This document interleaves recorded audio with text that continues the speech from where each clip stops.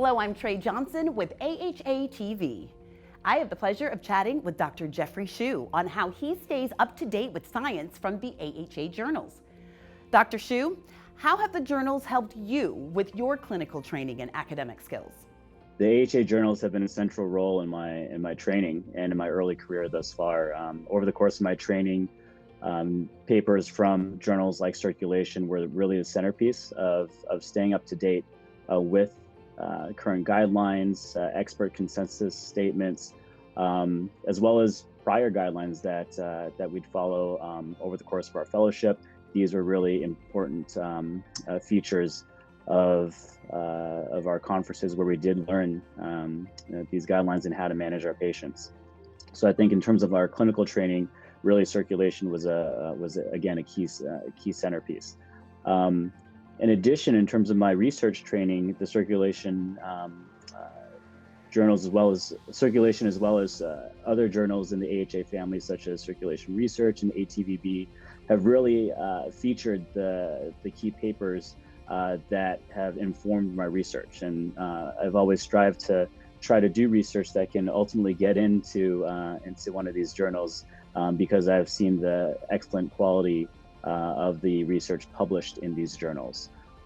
So I think in terms of my clinical training and my research training, the AHA journals have been really played a crucial role in helping me to understand how to best treat my patients and how to best perform my scientific research. Have you participated in journal clubs where research from AHA journals is discussed? Can you tell us about your experience? Over the course of training, journal clubs clearly are an important part of understanding how to read scientific papers and also really understand what each paper is really telling us and what it's shown us. In terms of journal clubs that I've been a part of, frequently it's, in terms of clinical journal clubs, frequently it's papers from Circulation that we discuss. When I was a fellow, these were often chosen for our fellowship journal clubs. And in terms of our research journal clubs that we have in our own lab, we often, again, choose papers from journals like Circulation Research and ATVB to dissect and discuss among each other. Now, I have seen on social media, on platforms such as Twitter, that there are journal clubs that occur over Twitter, which I think is fantastic. Although I do use Twitter quite frequently, I still have yet to actively participate in one of the Twitter journal clubs, although I'm excited to see that they are occurring, and sometimes we'll try to tune in, but that's something on my to-do list, is to be more of an active participant in one of these Twitter journal clubs. Do you have any favorite features from AHA journals, like podcasts, blogs, or social media? How have these features impacted your career? Yes, I do. And I have to say I'm a little biased towards the Twitter account from Circulation because I was a member of the digital strategies team led by Dr. Amit Khera. I had known about the great papers published in the journal before I was part of this team, by really reading through all the abstracts, the papers that were being published in each issue of the journal.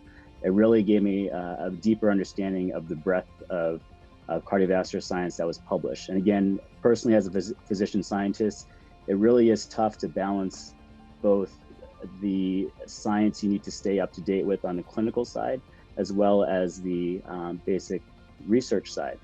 But journals like Circulation and Circulation Research and ATVB and Circulation Heart Failure, these were really important for me because they did publish papers in both domains. In addition to the Twitter account, which helps me and others stay up to date as to what's being published in the journals, I think the podcasts have been fantastic. Clearly, this is a very commonly used mode of consumption these days.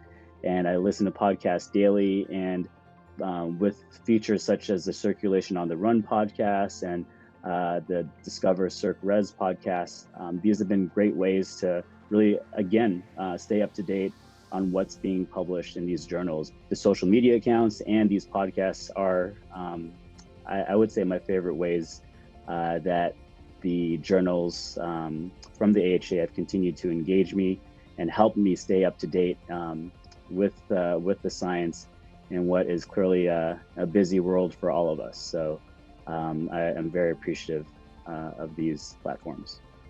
Thank you, Dr. Hsu. Tune in for more conversations about the AHA journals right here on AHA TV.